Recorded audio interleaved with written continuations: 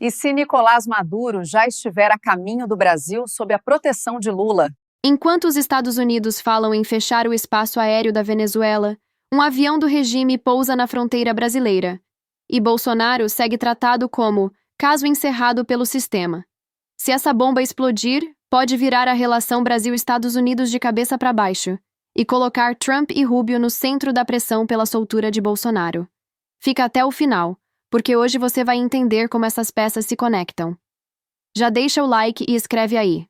Lula abriga ditador? Otel, quando temos o ministro Alexandre de Moraes dizendo, olha, processo já transitou em julgado, portanto o processo está encerrado, ele inclusive cita essa possibilidade com relação aos embargos infringentes como algo que não deveria estar no radar, justamente trazendo ali menções ao placar proferido nesse julgamento.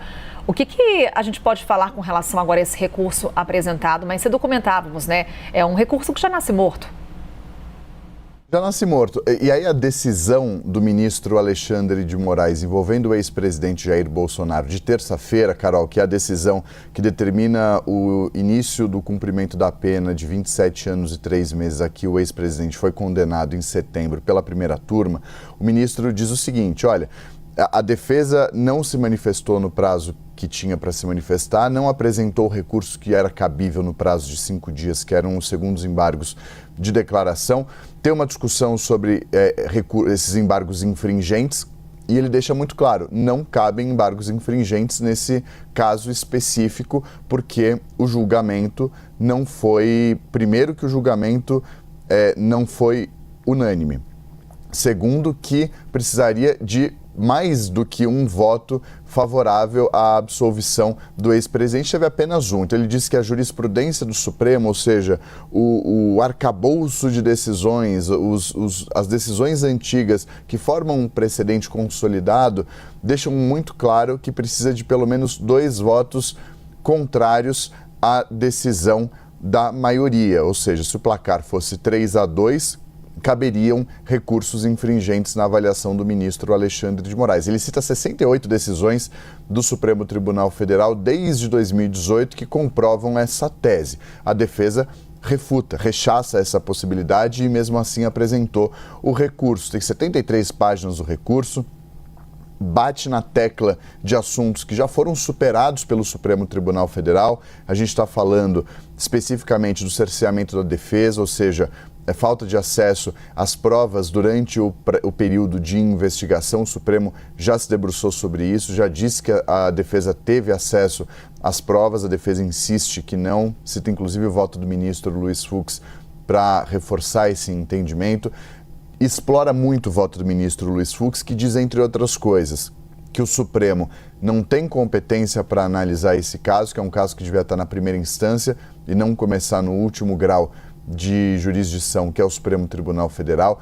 Diz que, uma vez estando no Supremo, não deveria estar na primeira turma, em nenhuma das turmas, mas sim no plenário do Supremo Tribunal Federal, e insiste na discussão do mérito das penas aqui e dos crimes pelos quais ele foi acusado pela Procuradoria-Geral da República, entre eles a abolição violenta do Estado Democrático de Direito, golpe de Estado, organização criminosa armada, deterioração do Estado, deterioração do patrimônio público tombado, dano ao patrimônio público, enfim, esses 5 crimes pelos quais o ex-presidente foi condenado. São assuntos que já foram superados diversas vezes ao longo desse processo, mas que a defesa ainda insiste nesses embargos infringentes, um recurso que está previsto no regimento interno do Supremo quando a decisão é não unânime.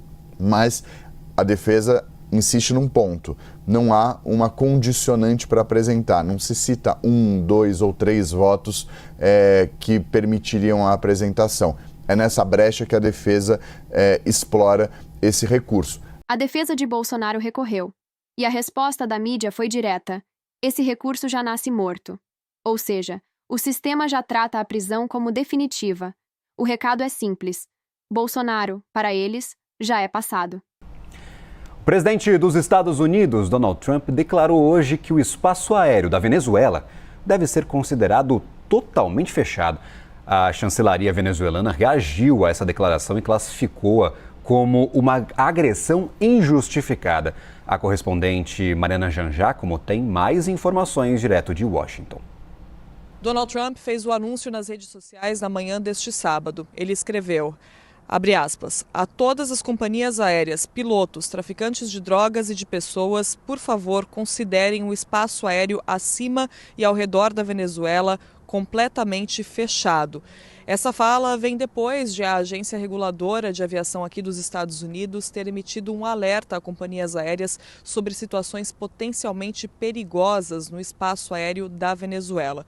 O governo venezuelano também já se pronunciou. Em um comunicado, o governo venezuelano afirmou que denuncia e condena a, abre aspas, ameaça colonialista que pode afetar a soberania de seu espaço aéreo, fecha aspas.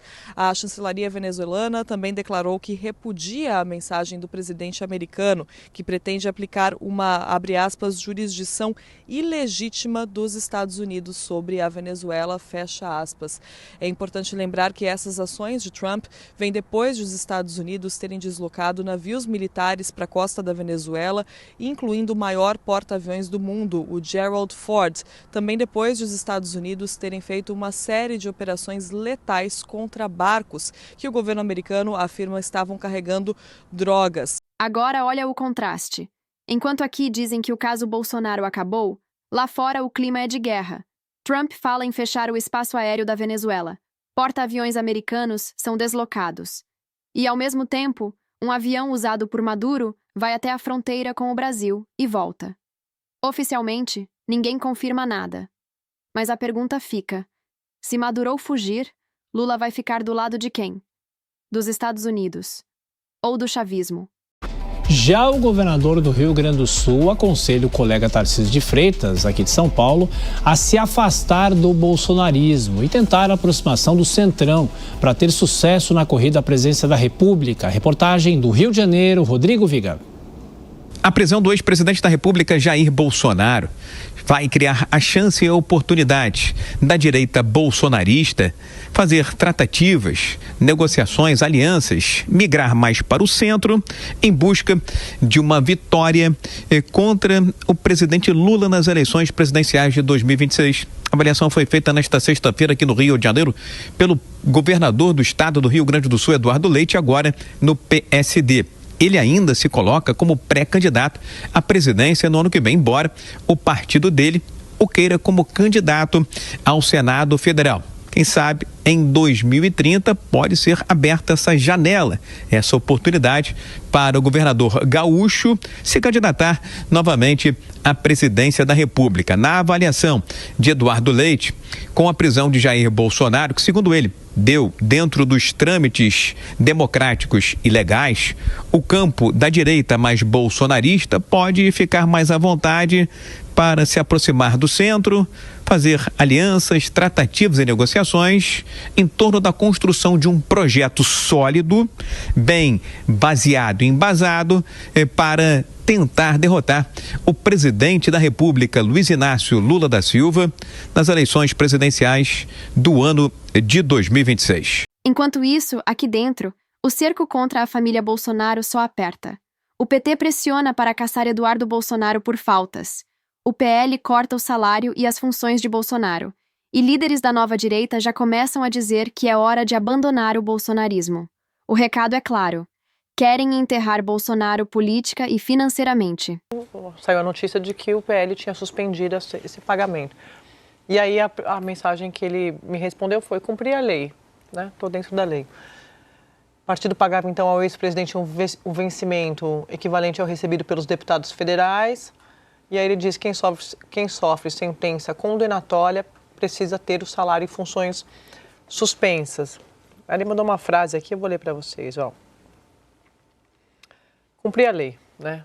Isso que eu já contei para vocês. Aí ele diz assim: se eu não determino a suspensão do salário do nosso amado presidente Bolsonaro, o partido certamente seria punido com mais uma multa pelo Poder Judiciário. Então, está registrado aqui o posicionamento do presidente do PL. Valdemar não tem muito para onde correr. O próprio Flávio foi agir defender. Vai fazer o quê? O PL, mesmo porque... Vai desobedecer a... Oi? Mesmo porque ele é candidato, né? O dinheiro está com o partido. O dinheiro está com o partido e ali a família, de alguma maneira, é bem servida pelo PL, né? Tanto o Flávio, quanto o Eduardo, quanto a Michele. São bem servidos pelo PL. Agora, eu queria A ver se algum outro membro da família, porque Michele Bolsonaro é remunerada, né, pelo partido. Se algum outro membro da família assumiria essas funções de presidente de honra de modo a absorver essa remuneração, né? Só que eles não estão calculando um fator essencial: a pressão internacional. Se os Estados Unidos entenderem que Lula protege Maduro, mesmo indiretamente, o Brasil entra na mira de sanções. E nesse cenário, a prisão de Bolsonaro deixa de ser um problema interno e vira moeda diplomática. Para Trump e Rubio, a narrativa é perfeita. Brasil prende líder da oposição e, ao mesmo tempo, protege ditador aliado do narcotráfico. Isso não se sustenta no xadrez internacional. O sistema aposta que Bolsonaro está politicamente morto. Mas se a crise envolvendo Maduro e Lula escalar com os Estados Unidos, Bolsonaro pode voltar ao centro do jogo não por decisão do STF, mas por pressão externa.